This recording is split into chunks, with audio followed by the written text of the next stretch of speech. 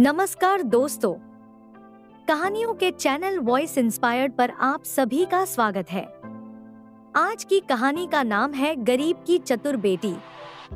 अगर आपको हर तरह की हिंदी कहानियाँ सुनने में दिलचस्पी है तो चैनल को सब्सक्राइब कर लें और कहानी को पूरा जरूर सुनें। तो चलिए बिना और देर किए कहानी शुरू करते हैं। एक गरीब आदमी था। एक दिन वह राजा के पास गया और बोला, महाराज, मैं आपसे कर्ज मांगने आया हूँ। कृपा कर आप मुझे 5,000 रुपए दें। मैं 5 वर्ष के अंदर आपके रुपए वापस कर दूंगा। राजा ने उसकी बात पर विश्वास कर उसे 5,000 रुपए दे दिए।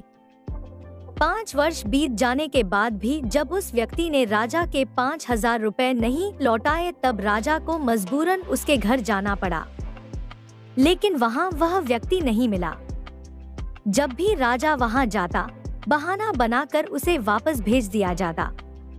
एक दिन फिर राजा उस व्यक्ति के घर गया। वहाँ और कोई तो नहीं दिखा, एक छोटी लड़की बैठी थी। राजा ने उसी से पूछा, तुम्हारे पिताजी कहाँ हैं? लड़की बोली, पिताजी स्वर्ग का पानी रोकने गए हैं। राजा ने फिर पूछा, तुम्हारा भाई कहाँ है? लड़की बोली, बिना झगड़ा के झगड़ा करने गए हैं।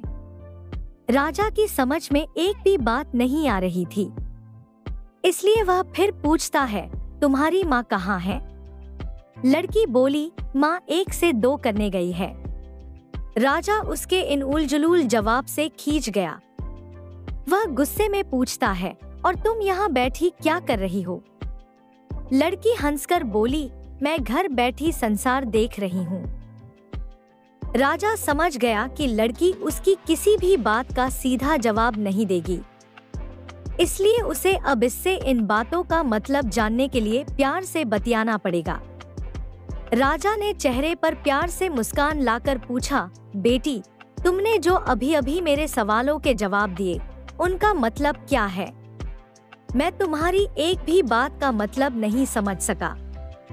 तुम मुझे सीधे सीधे उनका मतलब समझाओ। लड़की ने भी मुस्कुरा कर पूछा, अगर मैं सभी बातों का मतलब समझा दूं तो आप मुझे क्या देंगे? राजा के मन में सारी बातों को जानने की तीव्र उत्कंठा थी। वह बोला, जो मांगोगी वही दूंगा। तब लड़की बोली, आप मेरे पिताजी का सारा कर्ज माफ कर देंगे तो मैं आपको सारी बातों का अर्थ बता दूंगी। राजा ने कहा, ठीक है, मैं तुम्हारे पिताजी का सारा कर्ज माफ कर दूंगा। अब तो सारी बातों का अर्थ समझा दो। लड़की बोली, महाराज, आज मैं आपको सारी बातों का अर्थ नहीं समझा सकती। कृपा कर आप कल आएं। कल मैं जरूर बता दूंगी। राजा अगले दिन फिर उस व्यक्ति के घर गया। आज वहाँ सभी लोग मौजूद थे। वह आदमी, उसकी पत्नी, बेटा और उसकी बेटी भी। राजा को देखते ही लड़की ने पूछा, महाराज, आपको अपना वचन याद है ना? राजा बोला, हाँ मुझे याद है। तुम अगर सारी बातों का अर्थ बता दो तो मैं तुम्हारे पिताजी का सारा कर्ज माफ कर दूंगा। लड़की बोली, सबसे पहले मैंने यह कहा था कि पिताजी स्वर्ग का पानी रोकने गए हैं। इसका मतलब था कि वर्षा हो रही थी और हमारे घर की छत से पानी टपक रहा था। पिताजी पानी रोकने के लिए छत को बना रहे थे। यानी वर्षा का पानी आसमान से ही गिरता है और हम लोग तो यही मानते हैं कि आसमान में ही स्वर्ग है। बस पहली बात का अर्थ यही है। दूसरी बात मैंने कही थी कि भैया बिना झगड़ा के झगड़ा करने गए हैं। इसका मतलब था कि वे रेंगनी के कांटे को काटने गए थे। अगर कोई भी रेंगनी के कांटे को काटेगा तो उसके शरीर में जहां तहां कांटा गड़ ही जाएगा। यानी झगड़ा नहीं करने पर भी झगड़ा होगा और शरीर पर खरोंचे आएंगी। राजा उसकी बातों से सहमत हो गया। वह मन ही मन उसकी चतुराई की प्रशंसा करने लगा। उसने उत्सुकता के साथ पूछा, और तीसरी चौथी बात का मतलब बेटी? लड़की बोली, महाराज, तीसरी बात मैंने कही थी कि माँ 1 से 2 करने गई है। इसका मतलब था कि माँ अरहर दाल को पीसने यानी उसे 1 का 2 करने गई है। अगर साबुत दाल को पीसा जाए तो 1 दाना का 2 भाग हो जाता है, यानी यही था 1 का 2 करना। रही चौथी बात, तो उस समय मैं भात बना रही थी और उसमें से 1 चावल निकाल कर देख रही थी कि भात पूरी तरह पका है कि नहीं। इसका मतलब है कि मैं 1 चावल देखकर ही जान जाती कि पूरा चावल पका है कि नहीं। अर्थात चावल के संसार को मैं घर बैठी देख रही थी। यह कहकर लड़की चुप हो गई। राजा सारी बातों का अर्थ जान चुका था। उसे लड़की की बुद्धिमानी भरी बातों ने आश्चर्य में डाल दिया था। फिर राजा ने कहा, बेटी तुम तो बहुत चतुर हो, पर एक बात समझ में नहीं आई कि यह सारी बातें तो तुम मुझे कल भी बता सकती थी, फिर तुमने मुझे आज क्यों बुलाया?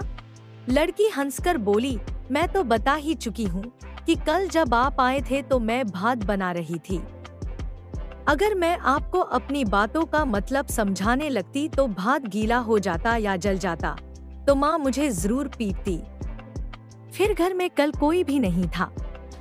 अगर मैं इनको बताती कि आपने कर्ज माफ कर दिया है तो ये मेरी बात का विश्वास नहीं करते। आज स्वयं आपके मुंह से सुनकर कि आपने कर्ज माफ कर दिया है, जहां इन्हें इसका विश्वास हो जाएगा वहीं खुशी भी होगी। राजा लड़की की बात सुनकर बहुत ही प्रसन्न हुआ। उसने अपने गले से मोतियों की माला निकाल उसे देते हुए कहा, बेटी यह लो अपनी चतुराई का पुरस्कार। तुम्हारे पिताजी का कर्ज तो मैं माफ कर ही चुका हूँ। अब तुम्हें या तुम्हारे घर वालों को मुझसे बहाना नहीं बनाना पड़ेगा। अब तुम लोग निश्चिंत होकर रहो। अगर फिर कभी किसी चीज की जरूरत हो तो बेझिझक होकर मुझसे कहना। इतना कहकर राजा लड़की को आशीर्वाद देकर चला गया। लड़की के परिवार वालों ने उसे खुशी से गले लगा लिया। दोस्तों, आज की कहानी यहीं समाप्त होती है। कल रात 10 बजे फिर मिलते हैं इसी मंच पर एक और नई कहानी के साथ। तब तक के लिए नमस्कार।